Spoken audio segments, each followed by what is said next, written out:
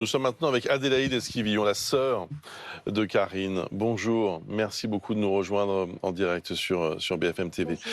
J'aimerais simplement savoir comment vous réagissez ce matin après l'annonce de ce placement en garde à vue de Oh, bah, Michel Pial.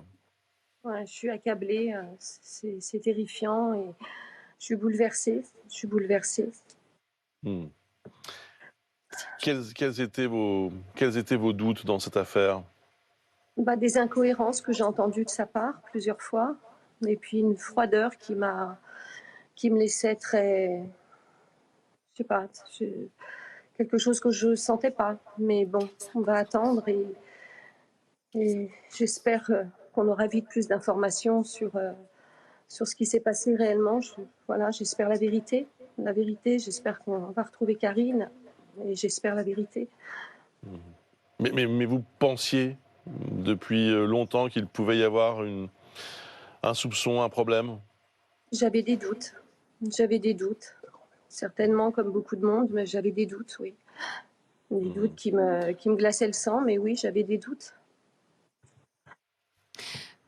Vous avez parlé d'incohérences dans ce qu'il vous avait raconté. Est-ce que vous pouvez nous dire de quelles incohérences en particulier? Ouais, ce qui m'a marqué plusieurs fois, c'est quand il disait je l'accueillerai la porte grande ouverte, et puis ensuite non, je l'accueillerai pas. Enfin, je trouvais que c'était pas très très clair. Et puis surtout ce qu'il disait sur ma sœur par rapport aux enfants à la maison, c'est pareil.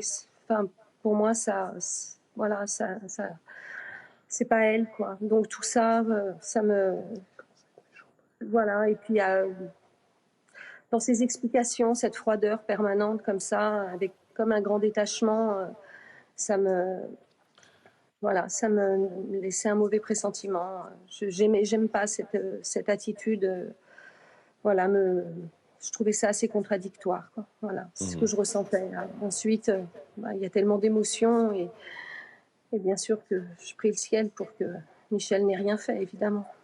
Mhm. Il vous paraissait inconcevable que votre sœur quitte le domicile familial volontairement? Parce que c'est ce qu'il a expliqué pendant des jours et des semaines, au fond. Oui, j'entends bien. Comme s'il l'a expliqué dans ces conditions, non.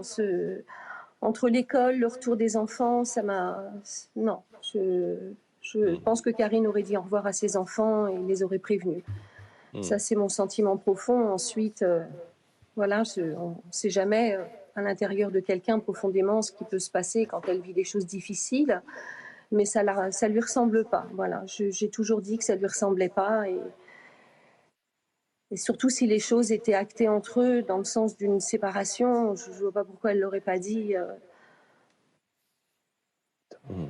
Ces deux enfants les plus jeunes ont 12 et 14 ans.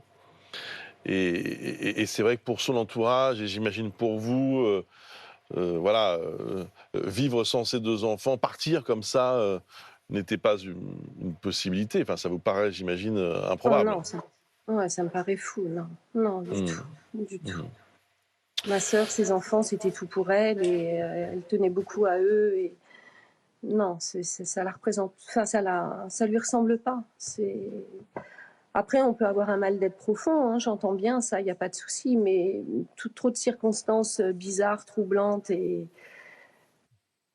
je veux dire, j'ai du mal à croire qu'elle soit partie comme ça au cœur de l'après-midi avant que les enfants rentrent de l'école. J'ai beaucoup de mal. La dernière fois que vous avez été en contact avec elle, C'était pour vous... son anniversaire par message, hein, par SMS et par téléphone au mois de novembre dernier. Et puis on s'est envoyé des textos pour les fêtes, pour la bonne année, pour les anniversaires des enfants.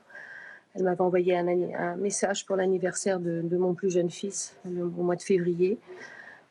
Voilà, donc des textos et peu d'appels ces derniers mois. Voilà, très Ouais. peu d'appels les mois derniers. Merci pour votre témoignage, Je vous en prie, Adélaïde je vous en Esquivillon. prie. Merci beaucoup. Je sens beaucoup d'émotions, évidemment, chez Oui, vous. énormément, c'est Je difficile. voudrais aussi rappeler, parce que c'est important, une garde à vue n'est pas Tout à fait, un signe de bien sûr, culpabilité, hein. C'est complètement. Oui, oui, évidemment une présomption d'innocence qui doit primer.